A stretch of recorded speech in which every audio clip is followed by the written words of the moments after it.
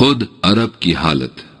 گزشتہ اوراق میں ہم دنیا تہذیب و تمدن پر طائرانہ نگاہ ڈال چکے ہیں، جس سے یہ حقیقت سامنے آ چکی ہے کہ 6 صدی عیسوی میں کس طرح ہر شے اپنی اصل سے ہٹ چکی تھی، اور بساط عالم کا کوئی گوشہ ایسا نہ تھا جس میں فساد برپا نہ ہو چکا ہو۔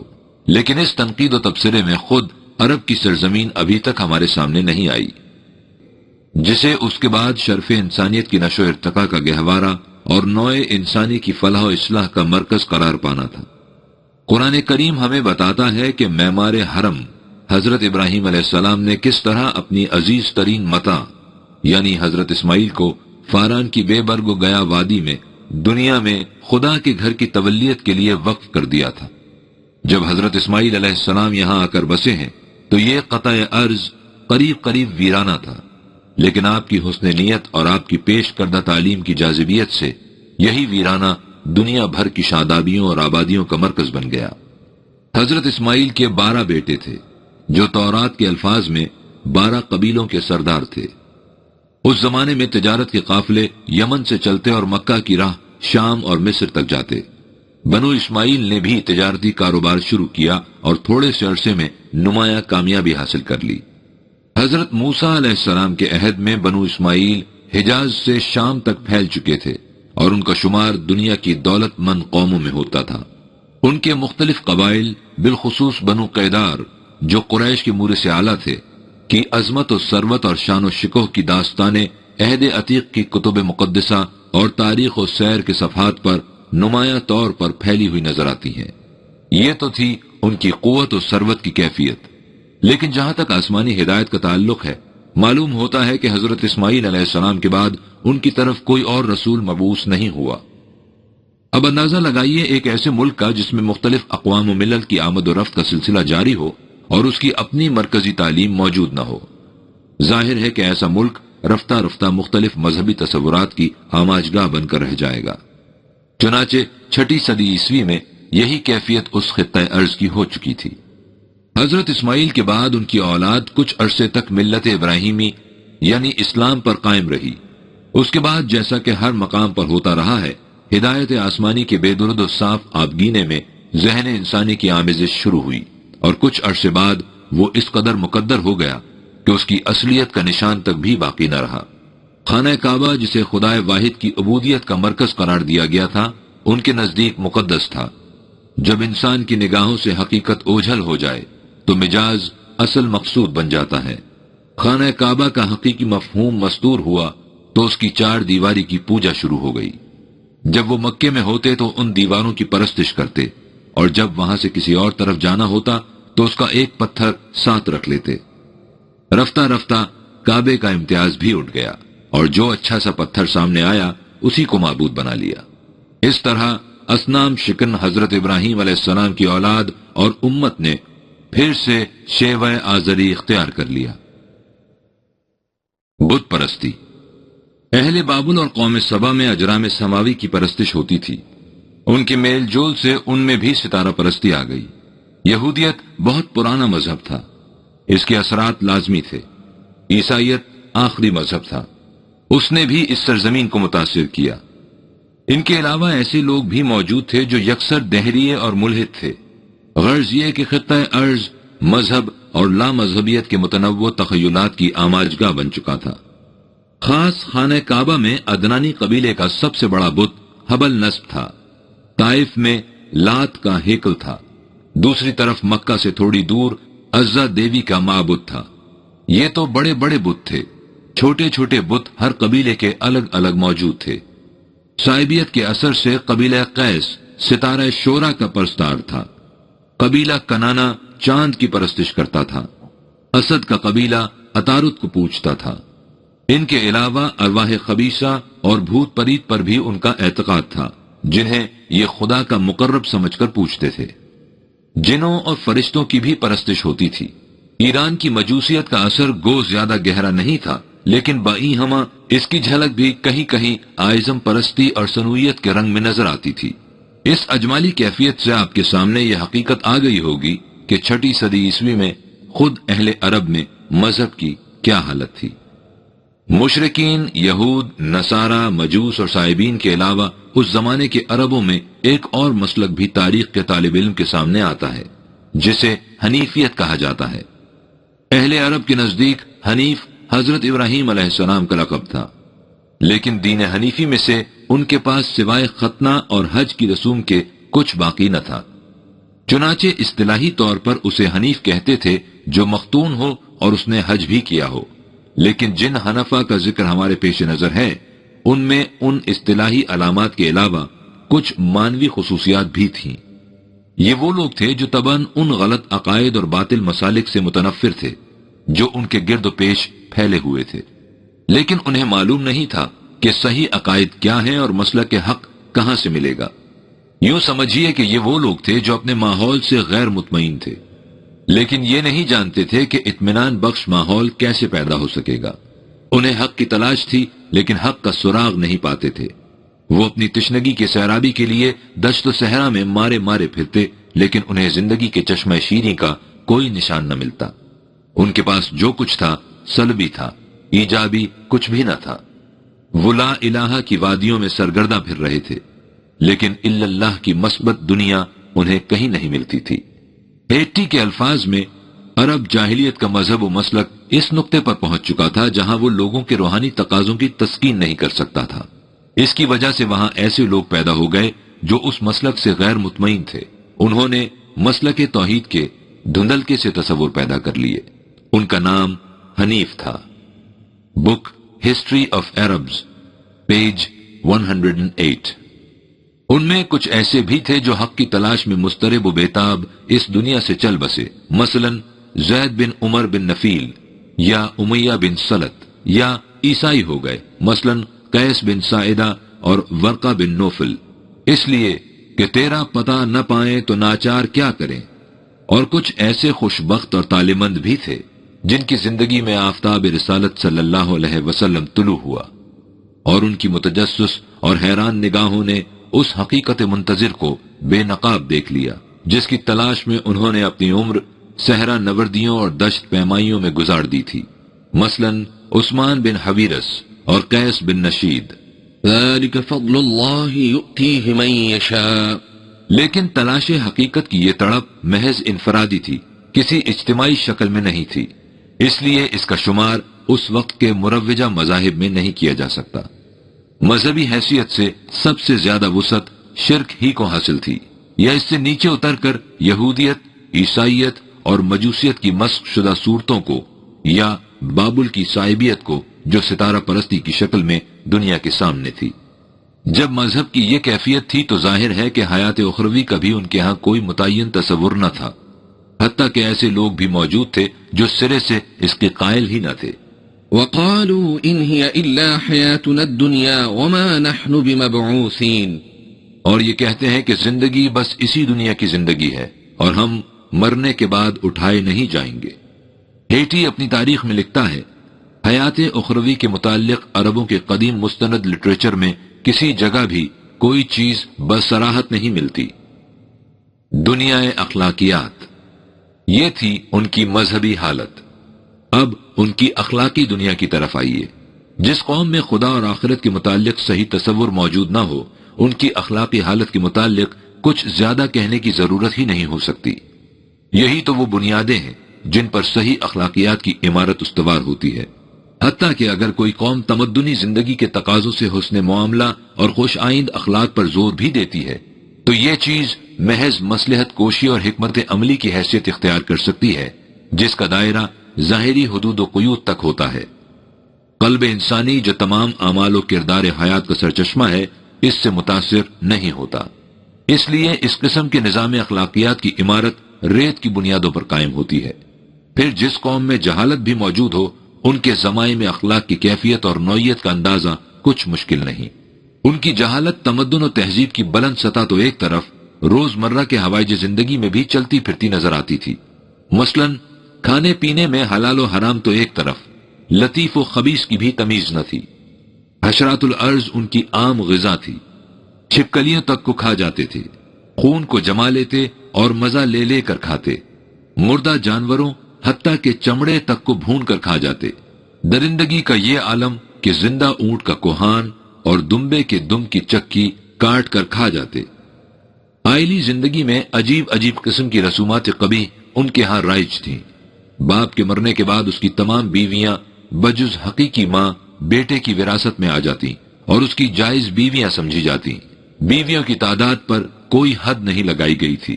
عورت بیوہ ہو جاتی تو سال بھر تک اسے تنگ و تاریک کوٹھڑی میں رہنا پڑتا۔ اس کے بعد کوئی جانور گدھا وغیرہ لاتے جس سے مس کرنے کے بعد وہ کوٹھڑی سے باہر نکلتی۔ عارضی نکاح یعنی متع کا عام رواج تھا۔ اس کے علاوہ بدکاری کی اور بھی عجیب عجیب قسمیں تھیں۔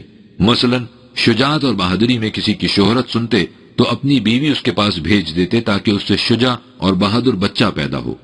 زنا کی اولاد کے متعلق عورت جس کی طرف انگلی اٹھا دیتی وہی اس کا باپ قرار پا جاتا۔ اس پر طرفہ یہ کہ وہ ان فواحشات پر فخر کرتے اور اس کا ڈھنڈورا پیٹتے۔ عمرہ القیس کے قصیدہ لامیہ کو اٹھا کر دیکھیے، خود اپنی عزیز عورتوں کے ساتھ جو جو بے حیائیاں اس نے کی ہیں کس کس انداز سے ان کا ذکر کرتا ہے، اور یہ ان قصائد میں سے ہے جن کے اشعار عرب کے بچے بچے کی زبان پر تھے۔ شرم و حیا کے فقدان کا یہ عالم کہ حج کعبہ میں ہزاروں لوگ جمع ہوتے لیکن قریش کے سوا سب مرد و عورت مادر زاد ننگے طواف کعبہ کرتے۔ جب حج کے وقت برہنگی کا یہ عالم تھا تو غسل یا جائے ضروریہ میں پردے کی کیا ضرورت تھی؟ چنانچہ کھلے میدان میں کھلے بندوں نہاتے اور ضروریات سے فارغ ہوتے۔ شراب پانی کی طرح بے تکلفی سے پی جاتی تھی۔ گھروں میں شراب کی مجلسیں قائم ہوتی اور عورتیں اور بچے ساقی گری کرتے۔ اس کے بعد نشے کے عالم میں جو بدمستیاں ہوتی وہ ظاہر ہیں۔ شراب سے تو ایام جاہلیت کے عرب کو عشق سا نظر آتا ہے۔ ان کے شعر کیا ہیں؟ پاکستان کی لچکتی جھومتی شاخیں ہیں کہ ہوا بھی ان کو چھو جائے تو لڑکھڑاتی پھرے۔ لٹریچر میں اس کی محبوبیت کا یہ عالم ہے کہ عربی زبان میں شراب کے قریب 250 نام ہیں۔ فردوس بیک خوشہ انگور فروشم کی حیثیت آپ کے نزدیک ایک مخمور کی ترنگ سے زیادہ نہیں، لیکن تاریخ نے یہ واقعہ کیف انگیز بھی اپنے دامن میں محفوظ کر رکھا ہے کہ خانہ کعبہ کے متولی ابن غبسان خزائی نے خود کعبے کی تولیت کو قریش کے جد امجد قصہ ابن کلاب کے ہاتھوں ایک مشکیزہ شراب کے عوض بیچ دیا تھا۔ شراب نوشی کے ساتھ قمار بازی کچھ لازم و ملزوم سی نظر آتی ہے۔ عصر حاضر کی غازہ برخسار شام ہو یا ازمنہ قدیمہ کی کاکل بدوش رات، ہر محفل میں یہ تمام بہنیں یکجا رہزن ایمان و ہوش دکھائی دیتی ہیں۔ عربوں کی متاع اونٹوں کے گلے تھے۔ وہ فخر سے کہتے کہ وہ نشرب فی اسمانہا و نقامر، ہم ان کی قیمت سے شراب پیتے اور جوا کھیلتے ہیں۔ جوئے کے بھی عجیب عجیب طریق تھے، لیکن ان میں سب سے زیادہ مروج و مشہور تیروں کے ذریعے قراندازی کا طریقہ تھا۔ قمار بازی کا شمار بھی ان کے ہاں قومی مفاخر میں ہوتا تھا، چنانچہ ان مجالس میں شریک نہ ہونا قومی عار خیال کیا جاتا تھا۔ جو ان مجالس میں شرکت نہ کرتا اسے برم کا خطاب دے دیتے، اور جنہیں قوم کی طرف سے یہ خطاب مل جاتا ان سے شادی بیاہ کرنا باعث ننگ و عار خیال کیا جاتا۔ قمار بازی اس طرح ان کے رگو پے میں سرایت کر چکی تھی کہ وہ اہم معاملات زندگی کا فیصلہ بھی اسی سے کرتے۔ چنانچہ جب وہ کسی بڑے کام یا سفر کا ارادہ کرتے تو بتوں کے مجاوروں کے پاس فال لینے کے لیے جاتے۔ وہ بے پیکان کے تیروں سے جنہیں ازلام کہتے تھے فال لیتے اور اس کے مطابق فیصلہ ہو جاتا۔ یہ رسومات اس قدر تقدس حاصل کر چکی تھیں کہ خانہ کعبہ میں حضرت ابراہیم علیہ السلام اور حضرت اسماعیل کے جو بت بنا رکھے تھے ان کے ہاتھوں میں بھی فال کے تیر دے رکھے تھے۔ یہی وہ ازلام ہیں جنہیں قرآن نے شیطانی فعل قرار دیا ہے۔ یہ تو تھی ان کی معاشرتی زندگی۔ معاشی زندگی میں سود خوری جیسی لعنت عام تھی، اور اس کی وسعتیں اس حد تک ہمگیر ہو چکی تھیں کہ عورتوں اور بچوں تک کو رہن رکھوا لیا جاتا تھا۔ اگر راہن معینہ میعاد کے اندر اشیاء مرہونہ واگزار نہ کرا لیتا تو مرتہن ان کا مالک ہو جاتا تھا۔ جیسا ہر جگہ ہوتا ہے، مزدوروں اور کاشتکاروں کا طبقہ سود خوروں کے پنجہ آہنی میں سب سے محکم طور پر گرفتار تھا، اور سرمایہ دار طبقہ جن میں اکثر یہود تھے انسانیت سوز طریقوں سے ان کا خون چوس لیتا تھا۔ معاشی نظام کی اس بنیادی خرابی کا لازمی نتیجہ تھا کہ سرکش طبائع لوٹ مار پر اتر آئیں۔ چنانچہ رفتہ رفتہ ملک میں یہ کیفیت پیدا ہو چکی تھی کہ بعض قبائل میں ایسے منظم گروہ موجود تھے جن کا ذریعہ معاش ہی رہزنی اور غارت گری تھا۔ ان پیشاور ڈاکوؤں کے علاوہ عام طور پر ایک قبیلہ دوسرے قبیلے کے مال مویشی پر ڈاکہ زنی کے لیے ہر وقت تیار رہتا تھا، حتیٰ کہ ان کی عورتوں اور بچوں تک کو لوٹ کر دوسری جگہ فروخت کر دیا جاتا۔ اس پر طرفہ یہ کہ ان حرکات مذمومہ کو معیوب نہیں سمجھا جاتا تھا، بلکہ ان کارناموں کا تذکرہ بڑے فخر سے کیا جاتا۔ جو جرت و بے باکی میں دوسروں سے پیچھے رہ جاتے وہ اعلانیہ ڈاکے کی جگہ خفیہ چوری پر اتر آتے، اور تو اور خود کعبے کے خزانے میں چوری کرنے سے بھی نہ چوکتے۔ مردوں سے آگے بڑھ کر یہ زہر عورتوں تک میں بھی سرایت کر چکا تھا۔ اس معاشرے میں عورت کی کیا حیثیت تھی، اس کا اندازہ اس بات سے لگائیے کہ ان کے ہاں لڑکی کا پیدا ہو جانا موجب ہزار شرم و عار سمجھا جاتا تھا۔ چنانچہ انہوں نے اس عار سے بچنے کی شکل یہ پیدا کی تھی کہ لڑکیوں کو زندہ دفن کر دیتے تھے۔ یہ بھی نہیں کہ پہلے انہیں مار ڈالیں اور پھر دفن کریں، بلکہ جیتی جاگتی چلتی پھرتی ابا ابا پکارتی بچی کو اپنے ہاتھوں سے گڑھے میں دھکیل کر مٹی میں دبا دیتے۔ قبیلہ بنی تمیم کے رئیس قیس بن عاصم جب ایمان لائے ہیں تو انہوں نے خود اقرار کیا ہے کہ میں نے اپنے ہاتھوں 8 زندہ لڑکیاں دفن کی ہیں۔ پھر تماشا یہ کہ اس قساوت و شقاوت میں عورتیں بھی مردوں کے ساتھ برابر کی شریک تھیں۔ مائیں خود اپنی بچیوں کو بنا سنوار کر زندہ گاڑنے کے لیے ان کے باپ کے حوالے کرتی، حالانکہ ماں کی ممتا ایک مسلمہ حقیقت تسلیم کی جاتی ہے۔ تاریخ کی ان تصریحات کو سامنے رکھیے اور پھر سوچئے کہ جس عہد کا ذکر ہمارے پیش نظر ہے اسے عہد جاہلیت کہنا کس قدر صحیح تھا۔ یہ ایک لفظ جاہلیت ان کی سوسائٹی کا پورا نقشہ کھینچ کر رکھ دیتا ہے۔ حقیقت یہ ہے کہ جب صحیح علم کی روشنی مفقود ہو تو فکر انسانی کی بساط کے ہر گوشے پر تاریکی چھا جاتی ہے۔ اسی تاریکی سے اعتقادات میں تہم پرستی اور اعمال میں غیر صالحیت پیدا ہوتی ہے۔ سب سے بڑی تہم پرستی خود بت پرستی ہے، لیکن اس کے متعلقات بھی کچھ کم حیثیت نہیں رکھتے۔ اس باب میں عرب جاہلیت میں عجیب عجیب رسومات رائج تھیں۔ مثلا بحیرہ، اونٹنی کے کان چیر کر اس کو کسی بت کی طرف منسوب کر دیتے، پھر نہ اس پر سواری کی جاتی نہ اس کی اون تراشی جاتی، سوائے فقیروں کے کوئی اس کا دودھ نہ پیتا۔ صائبہ، نظر مانتے تھے کہ بیماری سے شفا یا مصیبت سے نجات مل جائے گی تو بت کے نام پر اونٹ چھوڑیں گے، اس اونٹ کو صائبہ کہتے تھے۔ یہ ہندوستانی سانڈوں کی طرح جہاں چاہتا چرتا پھرتا، اس سے کوئی کام نہیں لیا جاتا تھا۔ وسیلہ، جو بکری 7 بار 2 مادہ بچے جنتی اور 8ویں بار صرف ایک نر تو اسے بت کے استھان پر ذبح کر دیتے تھے۔ حام، وہ اونٹ جس کی 4تھی نسل پیدا ہو جائے تو اسے بت کے نام پر آزاد کر دیا جاتا اور اس سے پھر کوئی کام نہ لیا جاتا۔ اوہام پرستی کا یہ عالم تھا کہ سفر میں جاتے تو کسی درخت وغیرہ میں تاگا باندھ کر گرہ لگا دیتے، واپس آ کر دیکھتے اگر گرہ کھل گئی ہے تو سمجھتے کہ ان کی بیوی بدکاری کی مرتکب ہوئی ہے۔ قحط پڑتا تو بھیڑ کی دم میں گھاس پھوس باندھ کر آگ لگا دیتے اور سمجھتے کہ اس سے بارش ہو جائے گی۔ سفر میں راستہ بھول جاتے تو کپڑے الٹا کر پہن لیتے اور سمجھتے کہ اس سے راستہ مل جائے گا۔ ان کا عقیدہ تھا کہ مرنے کے بعد روح ایک پرندے کی شکل میں اڑتی رہتی ہے۔ ارواح خبیثہ، بھوت پریت، غول بیابانی سب کو مانتے تھے۔ جنوں کے متعلق ان کے ہاں عجیب و غریب قسم کے افسانے مشہور تھے، ایسے ہی جیسے ہمارے ہاں جوہلا کے طبقے میں آج تک مشہور چلے آتے ہیں۔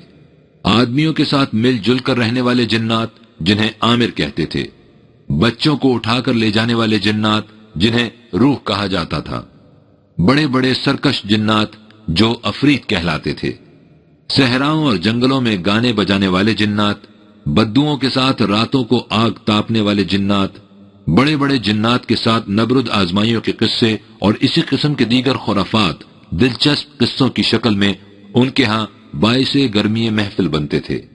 کہانت کا بازار بھی انہی جنات کی بدولت گرم تھا۔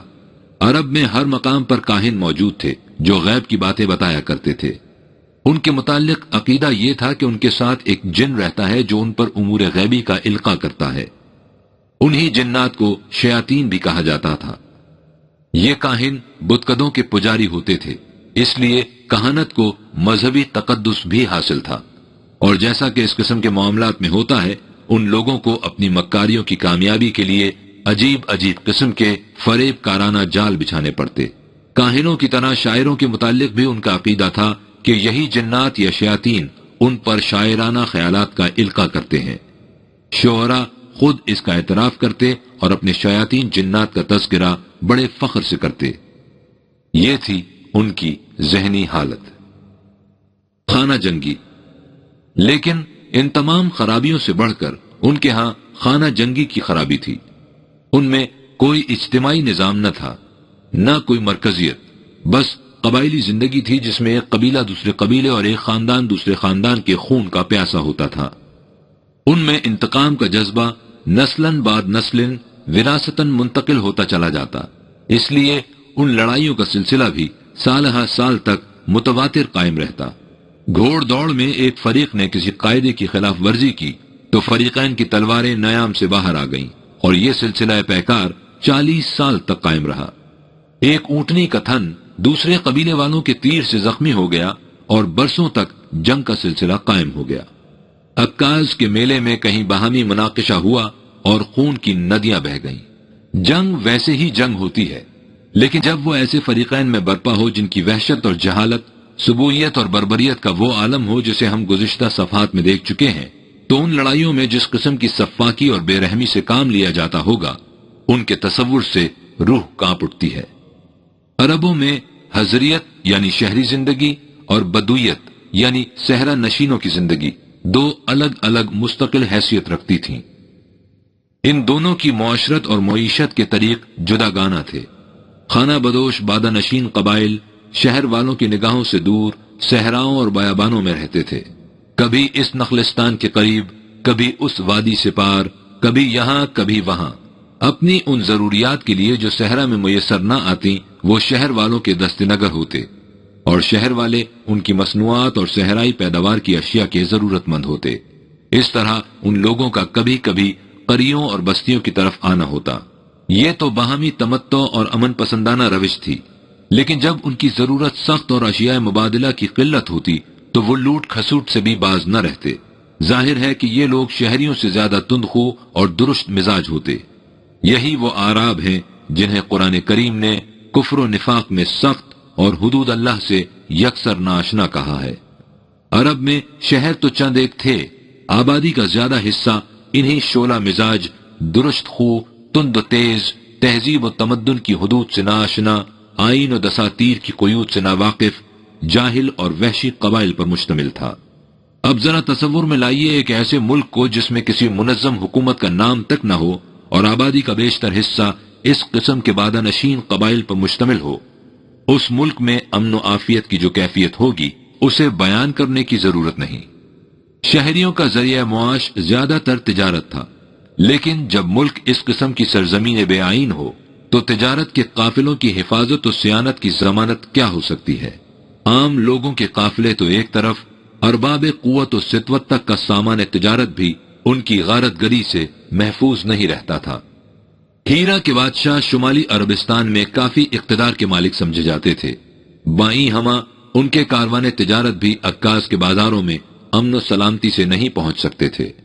اشہر حرم یعنی حرمت والے مہینے کا زمانہ البتہ ایسا تھا جس میں جنگ و غارت گری کا سلسلہ ملتوی سمجھا جاتا تھا، لیکن جن قبائل کا ذریعہ معاش ہی لوٹ اور غارت گری ہو وہ مسلسل 3 ماہ تک بھلا کیسے خاموش بیٹھ سکتے تھے؟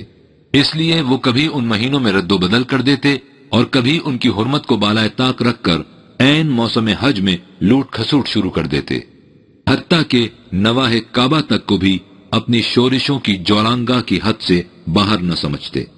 اسی لیے عملاً ملک سال بھر شورش و اضطراب اور بدامنی اور غارت گری کی آماجگاہ بنا رہتا۔ یہی وجہ ہے کہ جب نبی کریم صلی اللہ علیہ وسلم نے یہ بشارت دی کہ ایک زمانہ آئے گا کہ ایک عورت سنا سے مکہ تک کا سفر تنہا کرے گی اور خدا کے سوا اسے کسی کا خوف نہ ہوگا، تو لوگوں کو اس پر تعجب آیا اور وہ حضور صلی اللہ علیہ وسلم کو مجنوں یا شاعر کہنے لگے، اس لیے کہ ان کے نزدیک اس قسم کے انقلاب کا تصور کرنے والا یا تو پاگل ہو سکتا تھا یا شاعر۔ ان کا ذہن اس قسم کی تبدیلی کو ممکن ہی نہیں خیال کر سکتا تھا۔ یہ تھی اس ملک میں امن و انتظام کی حالت۔ گزشتہ صفحات میں جو کچھ لکھا گیا ہے اس پر نگاہ بازگشت ڈالیے اور دیکھیے کہ سرزمین عرب میں افکار و کردار کا کون سا زاویہ اور عقائد و اعمال کا کون سا گوشہ ایسا تھا جس میں اس زمانے میں فساد رونما نہ ہو چکا ہو۔ اس دنیا کی کوئی شے اپنی اصل حقیقت پر قائم نہ تھی، اسی کو قرآن کی اصطلاح میں فساد کہا گیا ہے۔ جتنے مذاہب متعارف تھے ان کی حقیقی صورتیں یکسر مسخ ہو چکی تھیں۔ انسان کا سر اس کے اپنے ہاتھوں کے بنائے ہوئے مٹی کے پتھروں کے پیکر یا ان کی کارگاہ فکر میں ڈھلے ہوئے خیالی معبودوں کے حضور سجدہ ریز تھا۔ علم کی شمع خاموش اور وحشت و جہالت کی تاریکیاں بزم انسانیت پر متولی تھیں۔ معاشرتی، معاشی، آئلی، تمدنی غرض یہ کہ انفرادی اور اجتماعی زندگی کی کوئی بساط ایسی نہ تھی جس میں غیر فطری سلوٹوں سے تفاوت و فتور نہ آ چکا ہو۔ قتل، غارت گری، خون ریزی، رہزنی، سفاکی و بے رحمی ان کی قساوت قلبی کے مظاہر، اور شراب خوری، قمار بازی، فحش کاری، اوریاں نگاری ان کی کثافت اخلاقی کے آئینہ دار تھے۔ اور ان مصائب و ضمائم نے سوسائٹی میں ایسی ہمگیریت حاصل کر رکھی تھی کہ وہ لوگ نادم و شرمسار ہونے کے بجائے ان پر فخر و ناز کرتے تھے۔ جس معاشرے میں عیب نہ رہے بلکہ ہنر بن جائے، اس کی اساسی اور بنیادی خرابیاں کسی تصریح کی محتاج نہیں ہوتی۔ یہ تھی 6 صدی عیسوی میں دنیا مذاہب اور جہان تہذیب و تمدن کی حالت، عرب اور عجم دونوں میں۔ ہنرش نیز بگو۔ اس حقیقت کو اچھی طرح سمجھ لینا چاہیے کہ رسول کی بعثت ایک ہنگامی واقعہ نہیں ہوتا کہ یوں ہی اتفاقی طور پر ظہور میں آ جائے، بلکہ یہ ایک اہم کڑی ہوتی ہے اس عظیم و شان سلسلے کی جس کی روح سے انسانوں تک وحی کی رہنمائی پہنچائی جاتی ہے۔ یہ ظاہر ہے کہ جب کوئی واقعہ ایک ایسے مبنی علی الحکمت پروگرام کے مطابق ظہور میں آئے گا تو اس کے متعلقات و تضمینات بھی اسی حکمت پر مبنی ہوں گے۔ نبی اکرم صلی اللہ علیہ وآلہ وسلم کی بعثت سے پہلے جس قدر انبیاء کرام علیہم السلام تشریف لائے جن کا ذکر قرآن کریم میں آیا ہے، ان کی کیفیت یہ تھی کہ وہ ایک خاص قوم کی طرف مبعوث تھے۔ ان کے پیش نظر اسی قوم کی اصلاح و بہبود ہوتی، پھر ان کی تعلیم ایک خاص وقت تک اپنی اصلی شکل میں رہتی، اس کے بعد اس میں تحریف ہو جاتی یا وہ حوادث ارضی و سماوی کی نظر ہو جاتی۔ لہذا انبیاء سابقہ کی تعلیم کا دائرہ اثر و نفوذ زمان و مکان کی حدود میں گھرا ہوتا، لیکن اب ہمارے سامنے ایک ایسی تعلیم آتی ہے جس کی غایت تمام نوع انسانی کی رہنمائی ہے اور جس کا زمانہ اثر و نفوذ ابدیت سے ہمکنار۔ اس لیے یہ پیغام عارضی امیال و عواطف سے بے نیاز اور وقتی احوال و ظروف سے بلند و بالا ہوگا، لیکن بائی ہمہ یہ حقیقت بھی یاد رکھنے کے قابل ہے کہ کسی انقلاب کی غایات زمان و مکان کی حدود و ثغور سے بے نیاز ہی کیوں نہ ہوں، اس کی ابتدا ایک خاص زمانے، ایک خاص مقام سے ہوگی، اور اس کی اولین مخاطب بھی ایک خاص قوم ہوگی۔ یہ قوم اس عالمگیر انقلاب کے لیے بطور خمیر تیار کی جائے گی کہ وہ جس آٹے میں جا کر ملے اس میں بھی ایسا ہی خمیر پیدا کر دے۔ اس طرح اس انقلاب کی حدود وسیع سے وسیع تر ہوتی جائیں گی۔ عرب کا انتخاب کیوں؟ ہم سابقہ صفحات میں دیکھ چکے ہیں کہ ظہور اسلام کے وقت کس طرح حقیقت دنیا کی نگاہوں سے اوجھل ہو چکی تھی اور ہر جگہ فساد ہی فساد برپا ہو چکا تھا۔ یہ بھی ہم دیکھ چکے ہیں کہ اس زمانے میں خود عرب کی کیا حالت تھی، لیکن یہ سوال بھی اپنی جگہ پر موجود ہے کہ اس عالمگیر انقلاب کی تخم ریزی کے لیے عرب کی سرزمین کو کیوں منتخب کیا گیا؟ عربوں میں وہ کون سی خصوصیات تھیں جن کی بنا پر انہیں اس قابل سمجھا گیا کہ وہ اس ابدیت با آغوش انقلاب کے لیے اولین خمیر کا کام دیں گی؟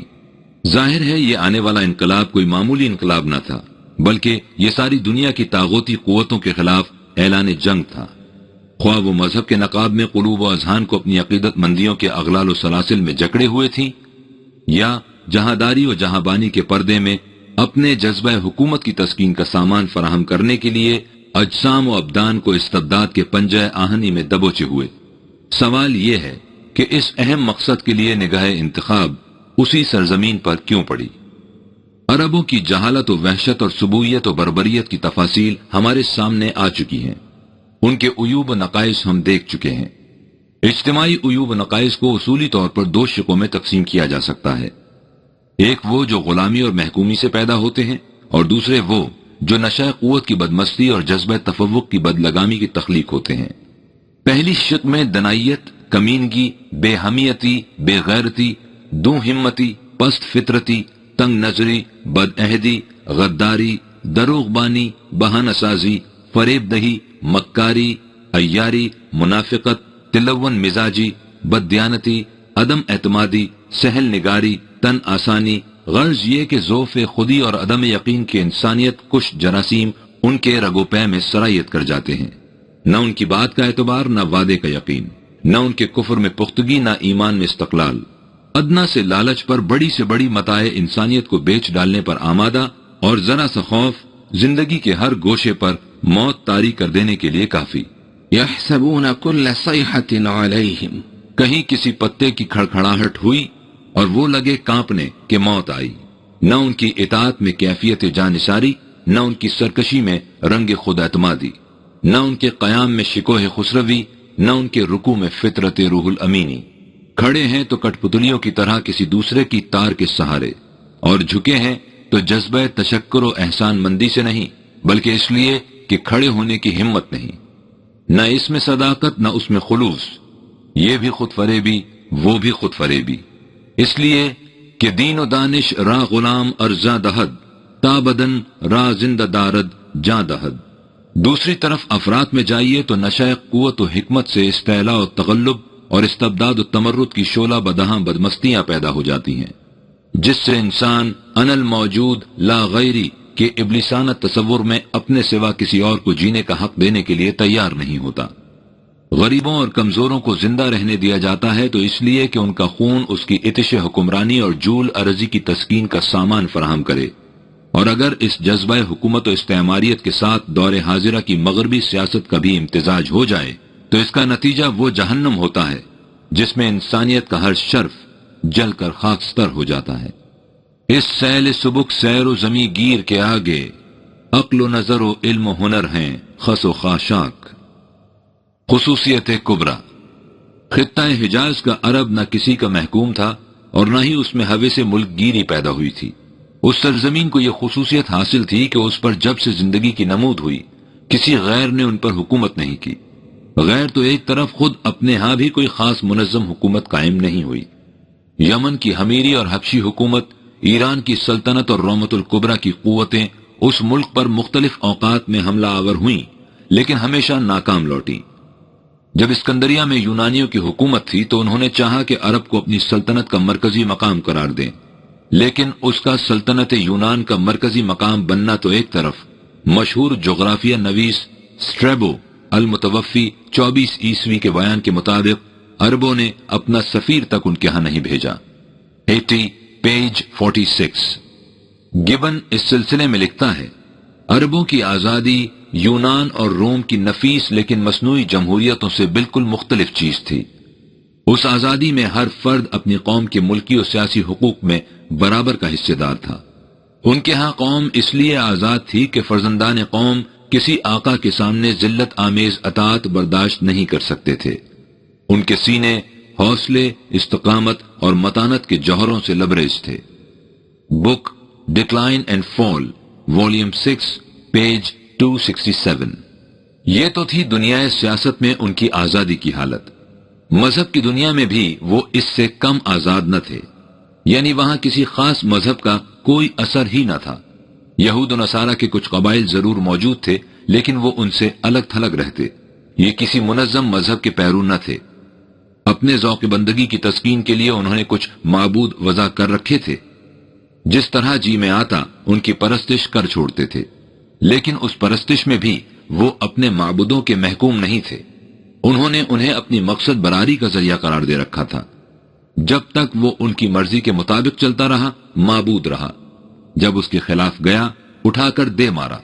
بت ساز اور تہم پرست قوموں کی حالت یہ ہوتی ہے کہ ان کی حریت فکر و آرا کی تمام قوتیں سلب ہو جاتی ہیں، اور وہ اپنے ہاتھوں کی بنائی ہوئی مورتیوں کا خوف ہر وقت ان کے قلب و دماغ پر مسلط رہتا ہے۔ لیکن یہ خصوصیت عربوں ہی کے حصے میں آئی تھی کہ بت گری اور تہم پرستی بھی ان کی فطری آزادی پر اثر انداز نہ ہو سکی۔ چنانچہ اس باب میں بڑے دلچسپ واقعات ہمارے سامنے آتے ہیں۔ عمرہ القیس کا ذکر ہے کہ وہ اپنے باپ کے قتل کا انتقام لینے کے لیے گھر سے نکلا تو پہلے اپنے بت کے مندر میں گیا تاکہ اپنے معبود سے اس باب میں استصواب کرے۔ اس استصواب کا طریقہ یہ تھا کہ تیر پھینک کر فال لیا کرتے تھے۔ چنانچہ پہلا تیر پھینکا تو جواب نفی میں نکلا، دوسرا پھینکا تو بھی نفی میں، اور تیسرا تیر پھینکا تو بھی جواب نفی میں نکلا۔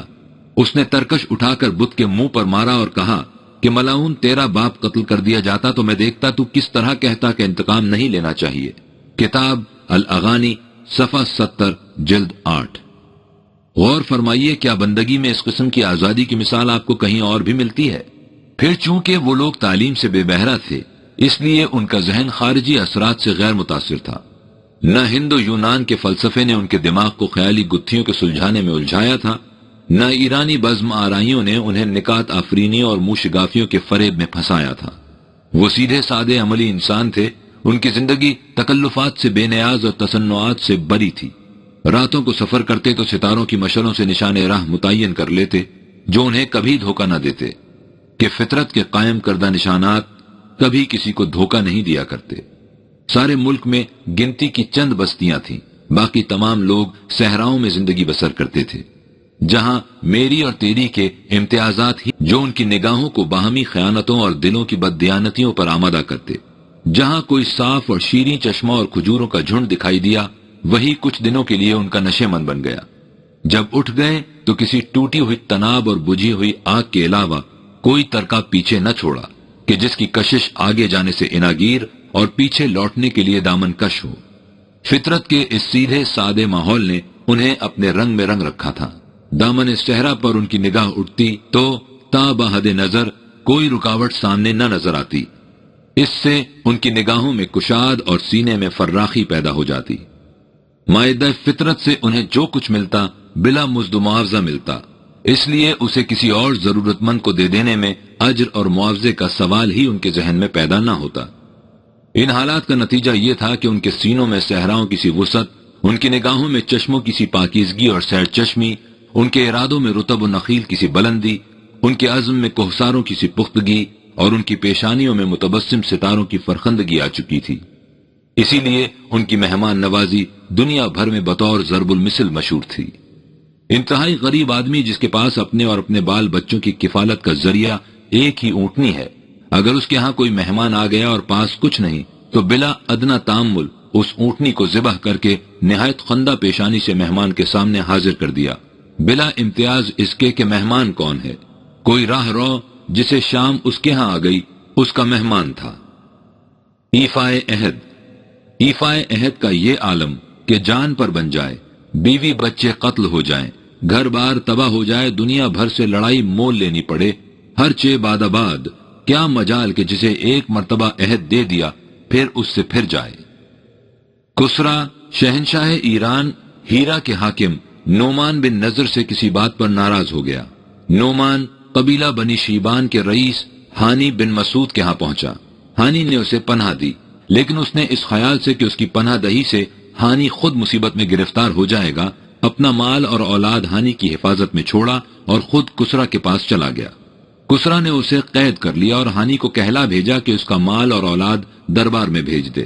اندازہ لگائیے کہ شہنشاہ ایران کا یہ حکم ایک معمولی سردار کے نام تھا جو خود اس شہنشاہ کا جاگیر یافتہ بھی تھا، لیکن عرب تھا۔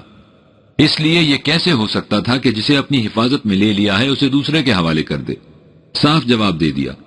کسرا نے فوج کشی کر دی، قبیلہ شیبان مقابلے کے لیے تیار ہو گیا، چنانچہ جنگ ہوئی اور یہ قبیلہ اس بہادری سے لڑا کہ ایرانیوں کو شکست ہو گئی۔ ایک مرتبہ عمرہ القیس نے اپنی تلواریں اور زرہیں سموال کے پاس بطور امانت رکھیں۔ حارث غسانی نے انہیں سموال سے طلب کیا تو اس نے امانت داری کے خلاف سمجھ کر اس سے صاف انکار کر دیا۔ حارث نے ایک جرار لشکر لے کر چڑھائی کر دی۔ سموال میں تاب مقاومت نہ تھی، اس لیے اپنے قلعے میں محصور ہو گیا۔ اتفاقاً سموال کا بیٹا قلعے سے باہر رہ گیا تھا۔ حارث نے اسے گرفتار کر لیا اور سموال کو پکارا۔ وہ قلعے کے برج پر آیا تو اسے کہا کہ عمرہ القیس کی زرہیں وغیرہ اب بھی میرے حوالے کر دو، ورنہ تمہارے بیٹے کو ابھی قتل کر دوں گا۔ اس نے اس پر بھی صاف کہہ دیا اور آنکھوں کے سامنے بیٹے کو ذبح ہوتے دیکھنا گوارا کر لیا، لیکن جسے عہد دے رکھا تھا اس کی خلاف ورزی نہیں کی۔ ایک دفعہ بنی کلاب کے ایک شخص نے یمامہ کے سردار عمیر کے ہاں ماں اپنے بھائی کے پناہ لی۔ اتفاق سے اس شخص کے بھائی اور عمیر کے بھائی میں کسی بات پر جھگڑا ہو گیا اور عمیر کے بھائی نے اس کے بھائی کو قتل کر دیا۔ عمیر اس وقت کہیں باہر گیا ہوا تھا، گھر آیا تو اس نے کوشش کی کہ کلابی اپنے بھائی کا خون بہا لے کر راضی ہو جائے۔ دوسرے لوگوں نے بھی اسے سمجھایا لیکن وہ اس پر راضی نہ ہوا، وہ قتل کا بدلہ قتل چاہتا تھا۔ عمیر کی ماں نے بھی اس سے درخواست کی کہ وہ قاتل کی تمام جائیداد لے لے اور اس کی جان بخش دے، لیکن وہ اس پر بھی راضی نہ ہوا۔ غور کیجئے کہ کس کی منت سماجت ہو رہی ہے، ایک ایسے شخص کی جو ان کے ہاں پناہ گزین ہے، ان کے رحم و کرم پر ہے۔ مجبوراً عمیر نے اپنے بھائی کا ہاتھ پکڑا اور کلابی کو ساتھ لے کر باہر جنگل میں چلا گیا۔ بھائی کو اپنے ہاتھوں کھجور کے درخت سے باندھ دیا اور کلابی سے کہا کہ تم جب قصاص کے سوا کسی چیز پر راضی نہیں ہوتے تو اس کو قتل کر دو، لیکن اتنی مہلت دو کہ میں اس وادی سے باہر نکل جاؤں۔ چنانچہ کلابی نے اسے قتل کر دیا اور اپنے قبیلے میں آ گیا۔ کیا اس قسم کی مثال تاریخ کہیں اور بھی پیش کر سکتی ہے؟ رفاقت۔ دوست کی رفاقت میں وہ اس قدر پختہ تھے کہ جنگ بدر میں رسول اللہ صلی اللہ علیہ وسلم نے فرمایا تھا کہ کفار کے ساتھ کچھ لوگ ایسے بھی آ گئے ہیں جو خوشی سے ہمارے خلاف لڑنے کے لیے نہیں آئے بلکہ جبرن لائے گئے ہیں، انہیں قتل نہ کیا جائے۔ ان میں ایک شخص ابو البختری بھی تھا۔ مجر انصاری کی نظر ابو البختری پر پڑی تو اس سے کہا کہ چونکہ تیرے قتل سے رسول اللہ صلی اللہ علیہ وسلم نے منع فرمایا ہے اس لیے تجھے چھوڑتا ہوں۔ ابو البختری کے ساتھ اس کا ایک رفیق بھی تھا جو اس زمرے میں نہیں آتا تھا۔ ابو البختری نے کہا کہ کیا میرے اس رفیق کو بھی چھوڑتے ہو؟ مجر نے کہا کہ نہیں، اسے نہیں چھوڑ سکتا۔ اس پر ابو البختری نے کہا کہ میں عرب عورتوں کا یہ طعنہ نہیں سن سکتا کہ ابو البختری نے اپنی جان بچانے کے لیے دوست کا ساتھ چھوڑ دیا۔ یہ کہہ کر وہ رجز پڑتا ہوا مجر پر حملہ آور ہوا اور مارا گیا۔ احسان شناسی۔ احسان کا اس قدر پاس رکھتے تھے کہ جب تک اس کا بدلہ نہیں اتار لیتے تھے اسے بھولتے نہیں تھے۔ حدیبیہ کے موقع پر قریش کفار کی طرف سے عروہ بن مسعود نبی اکرم صلی اللہ علیہ وسلم کی طرف آیا اور کچھ ایسی باتیں کی جو مسلمانوں کو بڑی گراں گزری۔ حضرت ابو بکر صدیق رضی اللہ تعالیٰ عنہ نے ان باتوں کا سختی سے جواب دیا۔ اس پر عروہ نے کہا کہ ابو بکر، میں بھی ایسی ہی سختی سے تمہاری باتوں کا جواب دیتا، لیکن کیا کروں، تمہارا ایک احسان میری گردن پر ہے جسے میں ابھی تک اتار نہیں سکا، اس لیے خاموشی کے سوا چارہ نہیں۔ شجاعت اور بہادری کا یہ عالم تھا کہ میدان جنگ ان کے لیے کھیل کا میدان بن چکا تھا، اس لیے ان کے ہاں بیماری سے بستر پر مرنا بڑی ذلت کی موت تھی۔ ان کا خیال تھا کہ جو شخص زخم کھا کر مرتا ہے اس کی روح زخم کے راستے نکلتی ہے ورنہ ناک کی راہ سے نکلتی ہے، اور یہ نہایت معیوب موت ہے۔ اس لیے وہ بیماری کی موت کو حتف انف کہتے تھے، یعنی ناک کی موت، اور ایسی موت کو بڑی ذلت کی موت تصور کرتے تھے۔ عامر بن طفیل اپنے قبیلے کا رئیس اور بہت بڑا متفنی تھا۔ اسے طاعون ہو گیا جس کی وجہ سے اسے بستر پر لیٹنا پڑا، لیکن جب موت قریب آئی تو اس نے کہا کہ مجھے گھوڑے پر بٹھا دو، لہٰذا اسے گھوڑے پر بٹھا دیا گیا اور اس نے وہیں دم توڑا۔ میدان جنگ میں بھی تیروں کے زخم سے مرنا معیوب سمجھا جاتا تھا۔ غزوہ احزاب میں نوفل بھاگتے ہوئے خندق میں گر گیا تو مسلمان مجاہدین نے تیر مارنا شروع کیے۔ اس نے کہا، مسلمانوں، میں شریفانہ موت مرنا چاہتا ہوں۔ حضرت علی رضی اللہ نے اس کی درخواست منظور کی اور خندق میں اتر کر تلوار سے اس کا سر کاٹ لیا کہ یہ شریفوں کے شایان شان تھا۔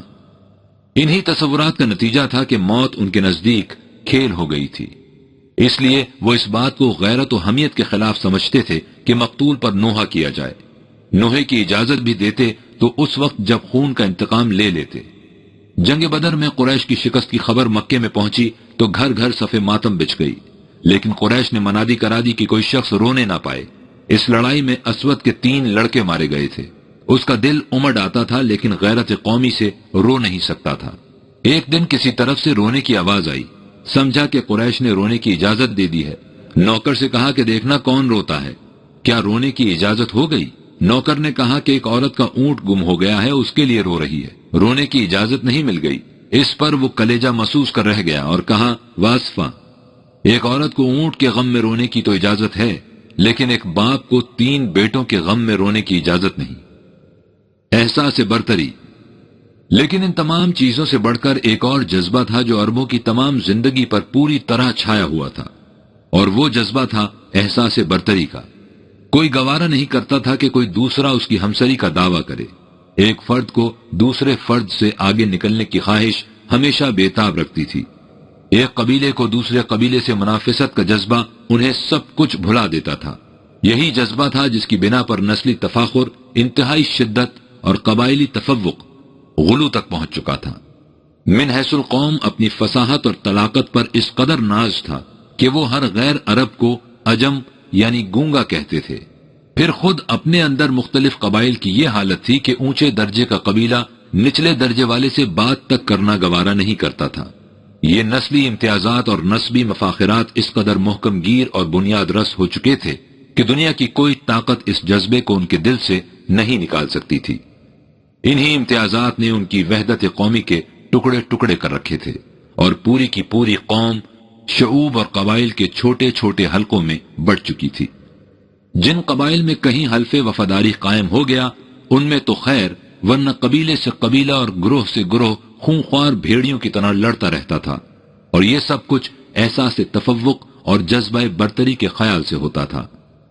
یہی وجہ تھی کہ اپنے قبیلے سے وابستگی اس حد تک پہنچ چکی تھی کہ اس سے غرض ہی نہ تھی کہ حق پر کون ہے اور باطل پر کون۔ اپنے قبیلے کا ساتھ دینا بس یہی حق تھا۔ یہی تھی وہ عصبیت جاہلیہ جس کی بنا پر اگر قبیلے سے باہر کسی کا قتل کیا جائے تو قبیلے کا ہر فرد اس قتل کا ذمہ دار بن جاتا تھا، لیکن اگر قبیلے کے اندر قتل ہو جائے تو قاتل کو کوئی شخص پناہ نہیں دے سکتا تھا۔ عہد جاہلیہ کے شورا کا کلام اٹھا کر دیکھیے، آپ کو معلوم ہو جائے گا کہ یہ قبائلی عصبیت کیا بلا تھی۔ قبائل کا امتیاز مراتب ان کے ہاں اس قدر مسلم ہو چکا تھا کہ جو قبیلے زیادہ شریف سمجھے جاتے تھے ان کے ایک آدمی کے قتل کے بدلے میں دوسرے قبیلے کے 2 آدمیوں کو قتل کیا جاتا۔ زندگی کے اور شعبے تو ایک طرف، میدان جنگ میں ان کی یہ کیفیت تھی کہ غزوہ بدر میں قریش کی طرف سے عقبہ اور شیبہ میدان میں آئے اور مقابلے کے لیے پکارا تو مسلمانوں کی طرف سے انصار کے 2 افراد ان کے سامنے آئے۔ اس پر عقبہ نے یہ کہہ کر لڑنے سے انکار کر دیا کہ انصار قریش کی جوڑ کے نہیں ہیں، ہم ان سے لڑنا باعث ننگ سمجھتے ہیں۔ اس جنگ میں جب ابو جہل انصار کے ہاتھوں مارا گیا تو اسے اس بات کا سخت رنج تھا کہ وہ کاشتکاروں کی قوم کے ہاتھوں کیوں قتل ہوا ہے۔ بنو امیہ اور بنو ہاشم ایک ہی درخت یعنی قریش کی 2 شاخیں تھیں، لیکن بائیں ہمہ باہمی منافست اور رقابت انتہا تک پہنچی ہوئی تھی۔ ابو جہل سے جب ایک شخص نے پوچھا کہ محمد صلی اللہ علیہ وسلم کی دعوت اسلام کے متعلق تمہاری کیا رائے ہے، تو اس نے کہا کہ میں کیا کہوں، محمد صلی اللہ علیہ وسلم کے خاندان نے عزت و شرف میں دعوی برتری کیا اور ثبوت میں دعوتیں کھلائیں۔ اس کے جواب میں اسی شان کی دعوتیں ہم نے بھی دیں، انہوں نے خون بہا دیے، ہم نے بھی دیے، انہوں نے بڑی بڑی فیاضیاں کی، ہم نے بھی کی۔ ہم دونوں خاندان ہم پلہ ہو چکے تھے کہ دفتن ان کی طرف سے اب یہ دعویٰ پیش ہوا کہ ہمارے خاندان میں نبوت اور آسمان سے وحی آ گئی ہے، اب ہم کہاں تک برداشت کریں۔ اسی ابو جہل کا واقعہ ہے، اور سنیے کہ کس قدر دلچسپ واقعہ ہے۔ جب بدر کی لڑائی میں ایک مسلمان مجاہد اس کا سر کاٹنے لگا تو اس نے کہا کہ دیکھنا، میری گردن کو ذرا نیچے کندھوں کے برابر سے کاٹنا۔ اس نے پوچھا کہ یہ کیوں؟ کہنے لگا کہ جب لڑائی کے بعد مقتولین کے سروں کا نیزوں پر جلوس نکلے گا تو میرا سر باقیوں سے اونچا ہوگا اور دور سے نمایاں طور پر نظر آئے گا کہ فلاں سردار کا ہے۔ غور فرمائیے کہ ان لوگوں کا جذبہ تفوق و برتری کس حد تک دل کی گہرائیوں میں اتر چکا تھا۔ عربوں کے اس جذبہ منافست و مسابقت کے واقعات اس قدر دلچسپ تھے کہ دوسری قومیں انہیں افسانوں کے رنگ میں پیش کیا کرتی تھیں۔ ایک بدو کے ہاں ایک گھوڑی تھی برق رفتار، ملکی اس کا نام تھا۔ وہ گھوڑ دوڑ کے میدان میں کبھی کسی سے پیچھے نہیں رہی۔ بدو اسے اپنی جان سے بھی زیادہ عزیز رکھتا تھا۔ ایک رات چور آئے اور ملکی کو کھول کر لے گئے۔ ذرا سی تاخیر کے بعد بدو کو اس کا علم ہو گیا اور وہ دوسرے گھوڑے پر سوار ہو کر چوروں کے تعاقب میں نکلا۔ تھوڑی دور جا کر اس نے چور کو دیکھ لیا۔ اب کیفیت یہ تھی کہ چور ملکی پر سوار آگے آگے ہے اور یہ بدو گھوڑے پر سوار اس کے پیچھے، حتیٰ کہ کچھ دور اور آگے جا کر بدو چور کے برابر آ گیا۔ ضرورت اس بات کی تھی کہ وہ آگے بڑھ کر چور کا راستہ روک لے اور اسے گرفتار کر لے۔ 2 ہی قدم کے بعد بدو نے دیکھا کہ اس کا گھوڑا ملکی سے آگے بڑھنے والا ہے۔ اس نے چلا کر چور سے کہا، کمبخت، گھوڑی کا دایاں کان مروڑ۔ اس نے ملکی کا کان مروڑا تو وہ ہوا سے باتیں کرنے لگی اور وہ 2 سیکنڈ کے اندر یہ جا اور وہ جا۔ اب اس کا گھوڑا اسے کب پا سکتا تھا؟ خاسر و ناکام خیمے میں واپس آ گیا اور سر پکڑ کر رونے لگا۔ دوسروں نے پوچھا کہ کیوں؟ کوئی سراغ نہیں ملا؟ کہنے لگا سراغ تو ایک طرف، میں نے تو چور کو پا لیا تھا۔ اس کے بعد اس نے ان سے سارا واقعہ بیان کیا۔ انہوں نے کہا کہ پاگل، جب تو نے دیکھا تھا کہ ایک ہی قدم کے بعد تو چور سے آگے بڑھ کر اسے پکڑ لے گا، تو اس وقت ملکی کا یہ راز اسے کیوں بتا دیا جس سے وہ برق رفتار ہو گئی؟ کہنے لگا اسے یہ راز نہ بتاتا تو کیا یہ اپنی آنکھوں سے دیکھتا کہ وہ ملکی جو عمر بھر کسی بڑے سے بڑے گھوڑے سے پیچھے نہیں رہی، وہ اس ٹٹو سے مات کھا گئی۔ میری غیرت اسے گوارا نہیں کر سکتی تھی، میں ملکی کو کسی سے پیچھے رہتے نہیں دیکھ سکتا تھا۔ غور کیجئے کہ ان کی غیرت کس حد تک بڑھی ہوئی تھی اور ان کا جذبہ برتری کن کن شکلوں میں کام کرتا تھا۔ یہی جذبہ تھا جس نے ان کے دلوں کو انتقام کی آگ سے بھر رکھا تھا۔ عرب کا جذبہ انتقام الامان الحفیظ، اس انتقام کو ان کے ہاں سار کہا جاتا تھا اور اس کا سلسلہ صدیوں تک قائم رہتا تھا۔ اگر کوئی شخص اپنی زندگی میں انتقام نہیں لے سکا تو مرتے وقت وصیت کر جاتا تھا کہ قاتل کی اولاد سے انتقام لیا جائے، اور یہ سلسلہ جاری رہتا حتیٰ کہ قاتل اور اس کے خاندان تک کا نام و نشان مٹ چکتا۔ لیکن جب تک اس قبیلے کے کسی آدمی کو قتل نہ کر دیا جاتا، آتش انتقام فرو نہ ہوتی۔ ایک ایک قتل پر سینکڑوں سال کی لڑائیاں اسی بنا پر قائم رہتی تھیں۔ سار کے متعلق ان کے ہاں یہ عقیدہ پیدا ہو چکا تھا کہ مقتول کی روح پرندہ بن جاتی ہے، اور جب تک اس کا انتقام نہیں لے لیا جاتا وہ مقام قتل پر شور کرتی رہتی ہے کہ مجھے پلاؤ، میں پیاسی ہوں۔ اس پرند کو صدا یا حامہ کہتے تھے۔ سار کا جذبہ ان کے دلوں میں اس قدر راسخ تھا کہ بعض مواقع پر یہی جذبہ ان کے اسلام قبول کرنے میں مانع ہو جاتا تھا۔ وہ جانتے تھے کہ اسلام اس طرح کے انتقام کا سخت دشمن ہے، اس لیے جب تک وہ اپنے اس جذبہ آتشی کی تسکین نہیں کر لیتے تھے، اسلام نہیں لاتے تھے۔ عمرو بن عقیش اسلام سے متاثر ہوئے اور اسے قبول کرنے پر بالکل آمادہ تھے، لیکن ان کا ایک انتقام زمانہ جاہلیت میں باقی رہ گیا تھا۔ جب تک وہ انتقام نہیں لے لیا، مسلمان نہیں ہوئے۔ اسی طرح حضرت عمرو بن مالک اسلام لا کر اپنے قبیلے میں واپس آ گئے اور انہیں دعوت اسلام دی، تو قبیلے والوں نے کہا کہ بات تو ہمارے بھی جی لگتی ہے، لیکن بنو عقیل پر ہمارا سار باقی ہے، وہ لے لیں تو پھر مسلمان ہوں گے۔ چنانچہ انہوں نے بنو عقیل پر جو مسلمان ہو چکے تھے حملہ کیا اور انتقام کا فریضہ ادا کر لینے کے بعد مسلمان ہو گئے۔ اس انتقام گیری میں انہیں دیر اس لیے بھی لگتی تھی کہ ان کے ہاں خدا و فریب سے کام لینا معیوب سمجھا جاتا تھا۔ وہ انتقام لیتے تو کھلے بندوں للکار کر لیتے، بلکہ ان کے اصول مبازرت تو اس سے بھی کہیں بلند تھے۔ وہ جب تک دشمن کو برابر کی پوزیشن نہ دیتے اس پر حملہ نہیں کرتے تھے۔ غزوہ احزاب میں دشمن کی فوج سے عمرو بن عبدو، جو شجاعت اور بصالت میں 1000 سپاہی کے برابر سمجھا جاتا تھا، میدان میں بڑھا اور مبازرت طلبی کی۔ مسلمانوں کی طرف سے حضرت علی رضی اللہ عنہ مقابلے کے لیے میدان میں آئے اور اس سے کہا کہ آؤ میرے ساتھ نبرد آزمائی کرو۔ اس پر وہ 90 برس کا بوڑھا سردار استخفاف کی ہنسی ہنسا اور کہا کہ مجھے امید نہ تھی کہ اس آسمان کے نیچے کسی کو یہ جرت بھی ہوگی کہ مجھے دعوت مقابلہ دے۔ بہرحال اسے یہ چیلنج قبول کرنا پڑا۔ حضرت علی رضی اللہ پیادہ تھے اور وہ گھوڑے پر سوار۔ اس نے کہا کہ پیدل کا سوار سے کیا مقابلہ، یہ کہہ کر اپنے گھوڑے سے نیچے اتر آیا اور سب سے پہلے اپنے گھوڑے کی کونچیں کاٹ ڈالی۔ جب دونوں حریف یوں برابر ہو گئے تو پھر مقابلے کے لیے آگے بڑھا۔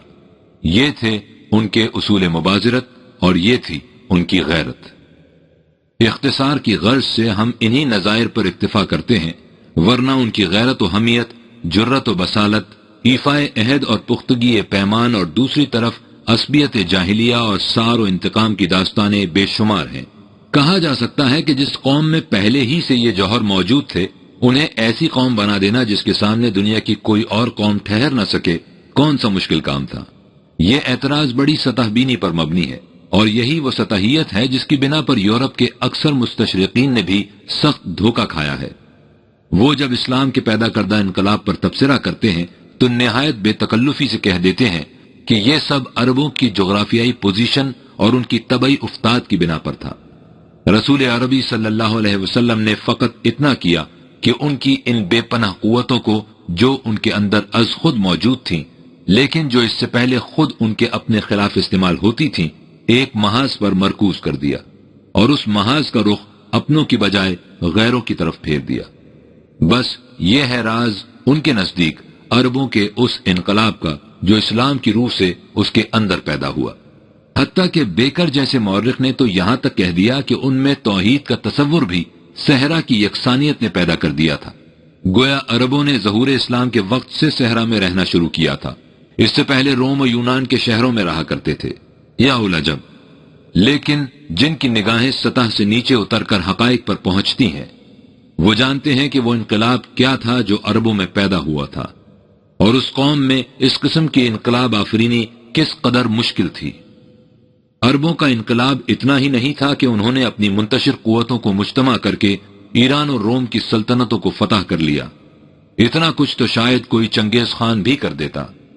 عربوں کا انقلاب یہ تھا کہ انہوں نے دنیا کی عمرانی، تمدنی اور اخلاقی زندگی کی تاریخ بدل ڈالی، اور چند ہی سال کے عرصے میں اس دنیا کا بیشتر حصہ قدیم دنیا کے بجائے بالکل نئی دنیا بن گیا۔ بک پرنگل کینیڈی، پیج 18۔ انہوں نے کائنات کی اقدار یعنی ویلیوز بدل دیں، دنیا کو خیر و شر کے نئے پیمانے دیے، قصر انسانیت کو بالکل جدید بنیادوں پر تعمیر کیا۔ غرض یہ کہ ایک ایسا انقلاب پیدا کیا جس سے دنیا ایک نئی شاہراہ پر چل پڑی، اور آج جب زمانہ مڑ کر اس انقلاب کی طرف دیکھتا ہے تو اسے صاف نظر آتا ہے کہ یہ انقلاب دنیا قدیم و جدید میں ایک متمیز حد فاصل کی حیثیت رکھتا ہے۔ لیکن دنیا میں یہ انقلاب پیدا نہیں ہو سکتا تھا جب تک خود اس قوم کے قلب و دماغ میں بنیادی انقلاب پیدا نہ کیا جاتا۔ اب آپ غور کیجئے کہ ایسی قوم میں جس کی نفسیاتی کیفیات کا ہم ابھی مطالعہ کر چکے ہیں، اس قسم کا بنیادی انقلاب پیدا کرنا کس قدر کٹھن مرحلہ تھا۔ وہ جن کی خودسری اور انانیت کا یہ عالم تھا کہ اگر ان کا معبود بھی ان کی مرضی کے خلاف فیصلہ دے تو وہ اس معبود کو اٹھا کر پھینک دیں، ان کے قلوب کو احکام و قوانین خداوندی کی اطاعت کے ایسے پیکر بنا دینا کہ ان کی خلاف ورزی کا تصور تک بھی ان کے ذہن میں نہ آئے، کسی چنگیز و سکندر کا کام نہ تھا۔ وہ جن کے قبائلی تفاخر کی یہ کیفیت تھی کہ وہ اپنے سے کمتر قبیلے والے کے ساتھ لڑنا تک بھی باعث عار سمجھتے تھے، انہیں اس عظیم و شان اصول کا مبلغ بنا دینا، ان اکرمکم عند اللہ اتقاکم، تم میں سب سے زیادہ واجب التکریم اور صاحب عزت وہ ہے جو سب سے زیادہ قوانین خداوندی کا پابند ہے، خواہ پیدائش کے اعتبار سے وہ کوئی بھی کیوں نہ ہو۔ کوئی معمولی بات نہ تھی، جن لوگوں کی آتش انتقام 100 برس تک بھی فرو نہیں ہوتی تھی، انہیں اس تعلیم کا پرستار بنا دینا کہ دشمن پر قابو پا لینے کے بعد اسے معاف کر دینا من عزم الامور، کوئی آسان کام نہ تھا۔ جن لوگوں نے حوالی کعبہ میں سینکڑوں بت نصب کر رکھے تھے، انہیں توحید خالص کا علم بردار بنا دینا صحرا کی یکسانیت کے اثر سے ممکن نہ تھا۔ صحرا تو وہاں روز ازل سے موجود تھا۔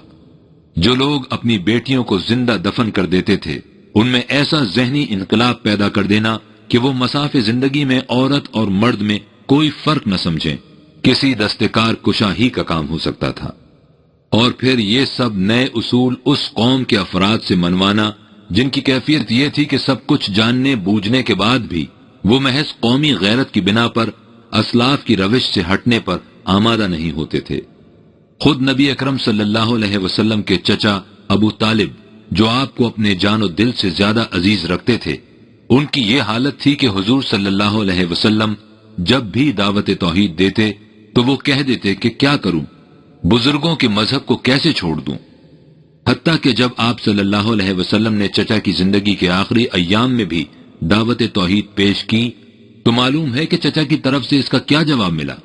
یہ نہیں کہ میں تمہاری اس دعوت کو صحیح نہیں سمجھتا، بلکہ یہ کہ بھتیجے، جو کچھ تم کہتے ہو میں وہ کہہ کر تمہاری آنکھیں ٹھنڈی کر دیتا، لیکن قریش کہیں گے کہ ابو طالب موت سے ڈر کر مسلمان ہو گیا، اس لیے مجھے اپنے باپ دادا کے دین پر ہی مرنے دو۔ یہ تھی وہ قوم جسے آنے والے انقلاب عظیم کا اولین خمیر بننا تھا۔ آئیے اب دیکھیں کہ یہ انقلاب کس طرح رونما ہوا۔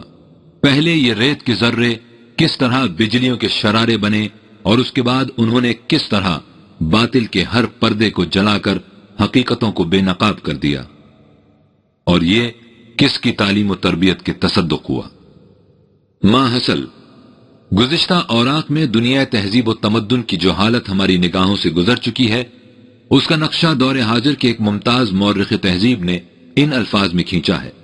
اس وقت یعنی ظہور اسلام کے وقت ایسا دکھائی دیتا تھا کہ تہذیب کا وہ قصر مشید جو 4000 سال میں جا کر تعمیر ہوا تھا منہدم ہونے کے قریب پہنچ چکا ہے، اور نوع انسانی پھر اسی بربریت کی حالت کی طرف لوٹ جانے والی ہے جہاں ہر قبیلہ دوسرے قبیلے کے خون کا پیاسا تھا اور آئین و ضوابط کوئی جانتا تک نہ تھا۔ قدیم قبائلی آئین اپنی قوت و احترام کھو چکے تھے، اس لیے اب ملوکیت کے انداز کہن کا سکہ دنیا میں نہیں چل سکتا تھا۔ عیسائیت نے جن آئین و دساتیر کو رائج کیا تھا وہ نظم و ضبط اور وحدت و یکجہتی کے بجائے تشدد و افتراق اور ہلاکت و بربادی کا موجب بن رہے تھے۔ غرض یہ کہ وقت وہ آ چکا تھا جب ہر طرف فساد ہی فساد نظر آتا تھا۔ تہذیب کا وہ بلند و بالا درخت جس کی سرسبز و شاداب شاخیں کبھی ساری دنیا پر سایہ فگن تھیں اور آرٹ، سائنس اور لٹریچر کے زرعی ثمرات سے بہرہ یاب ہو چکی تھیں، اب لڑکھڑا رہا تھا۔ عقیدت و احترام کی زندگی بخش نمی اس کے تنے سے خشک ہو چکی تھی اور وہ اندر تک سے بوسیدہ اور کھوکھلا ہو چکا تھا۔ سلسلہ حرب و ضرب کے طوفان نے اس کے ٹکڑے ٹکڑے کر دیے تھے، اور یہ ٹکڑے صرف رسومات پارینہ کے بندھن سے ایک جگہ قائم تھے، لیکن ان کے متعلق ہر وقت خطرہ تھا کہ نامعلوم کب گر پڑیں۔